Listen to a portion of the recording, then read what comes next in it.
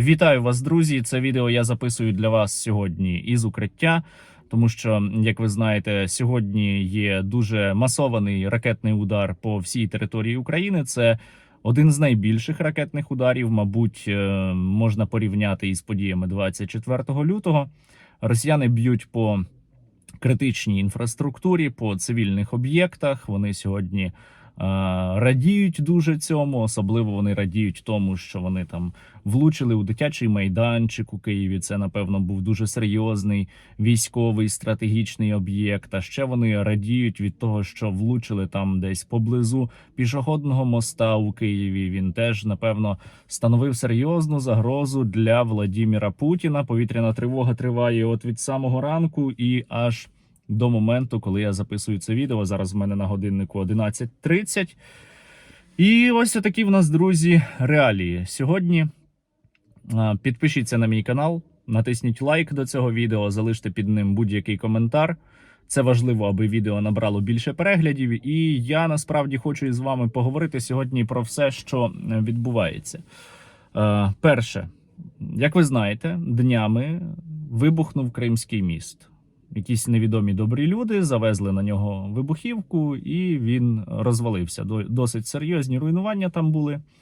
У зв'язку із чим учора Владимир Путін прокоментував цю ситуацію, сказав, що Україна винна, українські спецслужби організували, ай-яй-яй і так далі і тому подібне. Хоча ми на своїй території маємо право робити усе, що завгодно, а міст був незаконно побудований. Плюс його використовували для перекидання військ російських на наш південь, щоб потім вбивати українців. Так ось, російські пропагандисти і навіть деякі українці зараз пов'язують масовані ракетні удари безпосередньо із тим, що був вибух на Кримському мосту. Я хотів би вас попросити, друзі, цього не робити, тому що це в корінні неправильно так казати і оцінювати. Поясню чому. Коли 24 лютого почалось повномасштабне вторгнення, не було ніяких атак на Кримський міст. Коли Путін напав у 2014 році, окупував Крим, частину Донбасу, не було навіть самого Кримського моста, а вбивства українців вже були. Тому росіяни б'ють зараз по нам не тому, що була атака на Кримський міст, а тому, що вони хочуть нас вбити. Крапка.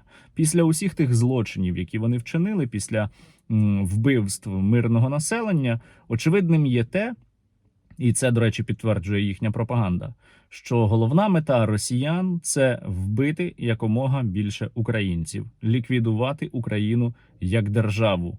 Тому вони і вчиняють усі ці атаки. Тому вони і б'ють по нам сьогодні ракетами. Тому підкреслюю ще раз.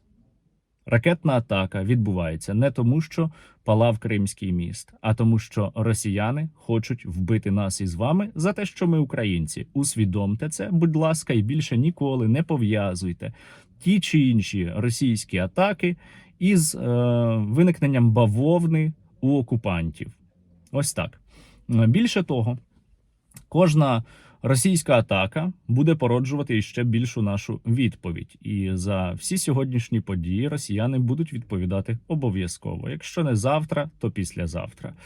І, до речі, от коли я починав записувати це відео, було вже зібрано 5 мільйонів гривень на мою монобанку. Я залишу посилання на неї в описі до цього відео, обов'язково задонатьте. Це монобанка, я її назвав на помсту. Вона на один дуже важливий і величезний збір, на дуже велику суму.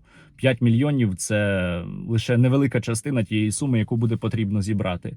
Цей збір я планував оголосити спільно із ще однією відомою людиною днями. Але оскільки сьогодні відбуваються такі події і багато людей хочуть задонатити, я відкрив цю банку. Вже гроші можна скидати на цей величезний збір. Росіяни будуть дуже сильно горіти від того, що ми купимо. Долучайтесь обов'язково, а потім, коли ми офіційно про збір уже оголосимо, то всі ці кошти, які зібрано зараз, я туди і спрямую. Отож, дивіться, друзі, зараз багато військових, які є на фронті, жартують, що в окопі сидіти безпечніше, аніж у якомусь місті України, в тилу. Можливо, десь воно так і є. Я сьогодні переписувався з одним військовим, якому ми допомагаємо, який бере участь в українському наступі на сході нашої країни. Він пише там про, так щоб не розкривати воєнну таємницю, про успіхи нові Збройних сил України, скажімо так. Ось.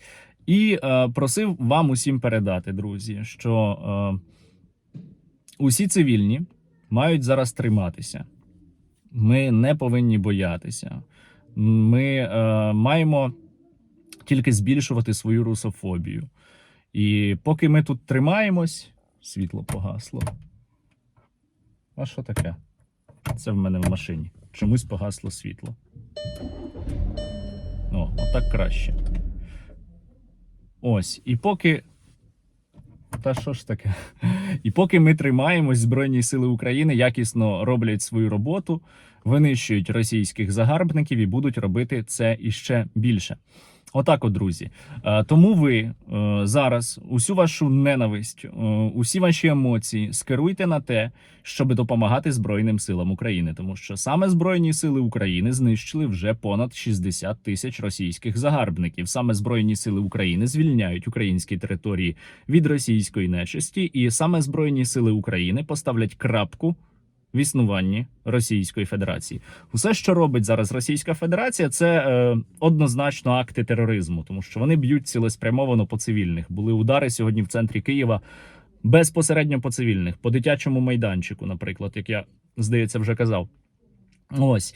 І це матиме довгострокові негативні наслідки для Російської Федерації. Тому що коли світ бачить, що акти терору не припиняються, а тільки зростають, світ нам починає активніше допомагати. Це санкції проти Росії і, найголовніше, більше зброї для України. Я сподіваюся, що сьогоднішні події спонукають наших союзників нарешті надати нам ракети дальністю до 300 кілометрів Атакамс, які можна використовувати разом із системами Хаймарс або аналогічними М270 або Марс-2, які є у нас на озброєнні.